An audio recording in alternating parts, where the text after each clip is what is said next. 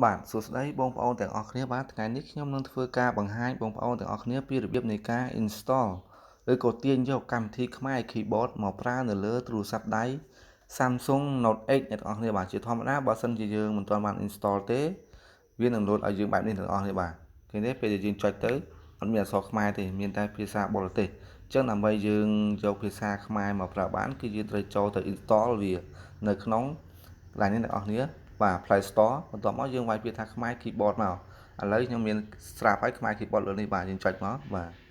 បន្ទាប់មកយើងជ្រើសរើសមួយក្នុងចំណោមអស់ដែលយើងគិតថាស្រួលប្រើឬក៏ពេញចិត្តបាទអញ្ចឹងខ្ញុំជ្រើសយកទី4អ្នកនរគ្នានេះបាទបន្ទាប់មកវាលុបបែបនេះអ្នកនរគ្នាមួយ open និងមួយទៀត uninstall ត្រង់នេះមានន័យថាកម្មវិធីមួយនេះខ្ញុំ install ហើយ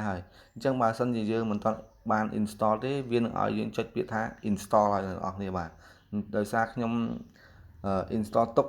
ព្រោះថាអ៊ីនធឺណិតយឺតអញ្ចឹងបើសិនខ្ញុំចាំ install វាយូរខ្ញុំ install ឲ្យទៅខ្ញុំបង្ហាញអ្នកនរគ្នាបាទបើអ្នកនរគ្នាគ្រាន់ចុចតែពាក្យ install មកគឺបានហើយបាទបន្ទាប់ពីយើង install ហើយអ្នកនរគ្នាយើងត្រូវចូលទៅក្នុងកម្មវិធី setting អ្នកនរគ្នាបាទចូល setting មកបាទបន្តមកទៀតយើងយកពាក្យថាអ្នកនរគ្នា general management បាទចុចទៅនឹងមកបន្តមកទៀតយកពាក្យថា language and input បាទហើយយើងបន្តរហូតមកដល់កន្លែងនេះអ្នកនរគ្នាគឺ on screen keyboard បាទចុចទៅនឹងមកបាទហើយយើងខាងក្រោមគេនេះ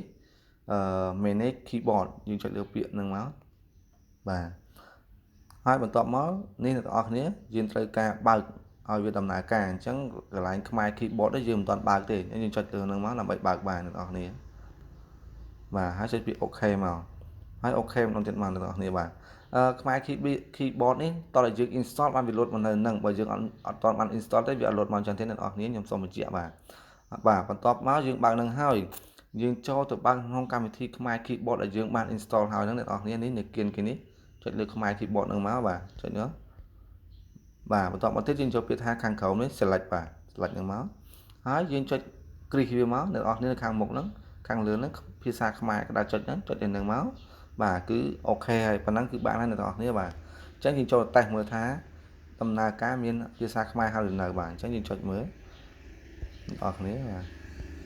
បាទនេះអ្នកនរគ្នាចេញហើយនេះយើងចុចលើសញ្ញាផែនអីដូចមិញមកចុចមួយគឺភាសាបរទេសនិងចុចមួយទៀតជាភាសាខ្មែរបាទអញ្ចឹងមានន័យថាយើងអាច install និងបើកយកមកប្រើបានហើយបាទសូមអរគុណបាទសម្រាប់ការតាមដានវីដេអូមួយនេះបាទសូមអរគុណច្រើន